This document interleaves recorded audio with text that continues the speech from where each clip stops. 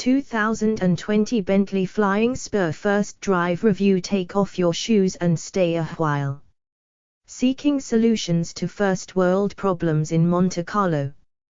The all-new Bentley Flying Spur solves one of the principal dilemmas I faced in the Principality of Monaco.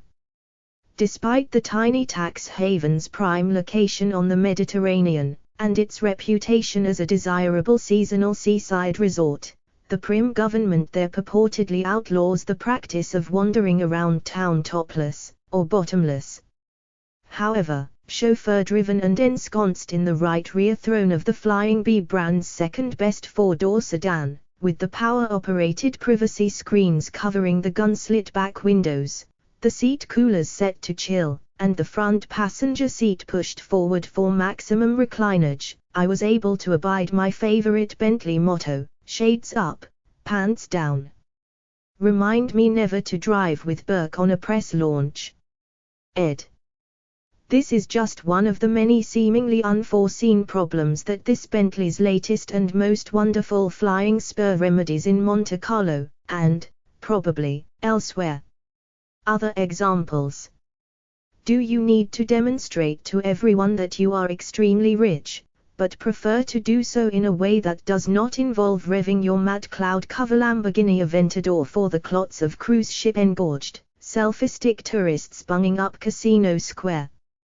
Do you prefer to experience the golden seaside sunlight through the filter of a pair of sunroofs rather than through the searing defenselessness granted by the retracted roof of Bentley's Continental GT? When pulling away from toll stops, do you enjoy utilizing launch control, putting 626 HP and 664 pound-foot to the ground and freaking out surrounding BMW douchery with consistent 3.7-second blasts from 0 to 60?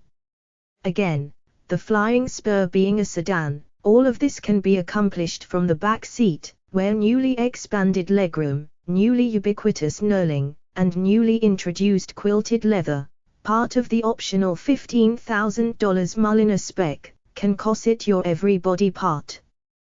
Well, maybe not your feet, but the carpets are quite good for going shoeless. Geez, he took his shoes off, too. Ed.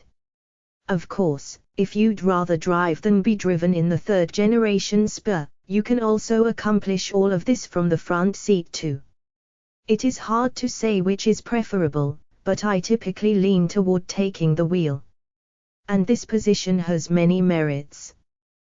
The Flying Spur may be a half-foot longer than a standard Escalade with a wheelbase that outstretches the Cadillac by nearly 10 inches, but thanks to an all-new four-wheel steering system, premiered by Bentley on the Spur, and a variable front forward/rear torque split and torque vectoring all-wheel drive system borrowed from the Continental GT, this car can actually dance. This, I discovered, navigating the narrow sweepers and hairpins and squiggly bends that climb up to the cornices cresting the Principality. I traversed similar terrain in a new Continental GT last year, and found its ability to power in and out of corners to be quite robust, but that was a sports coupe weighing about 250 fewer pounds. The Spur operates in a slightly different way. You have to be a little more deliberate about where you point and plant it, so the rear end doesn't end up rotating into the next time zone, and you have to get on the brakes a bit more heading in to ensure that the whole mass doesn't steamroller into or off of a cliff. But the steering is remarkably secure, and, in sport mode, you can rely quite a bit on the all-wheel drive and all-wheel steering to just, kind of, sort it out. The optional Pirelli 275/35/22s on the front wheels and 315/30/22s on the back certainly help with sticking the landing. There were no close calls, but don't go too crazy, obviously, or you'll get to test out some of the myriad and hidden advanced safety systems. Like we did when a lane-splitting moped shot up behind us during a traffic jam on the autoroute. The onboard sensors believed we were due for a sudden rear impact, and pre-tensioned the seat belts, causing everyone in the car to emit audible gasps.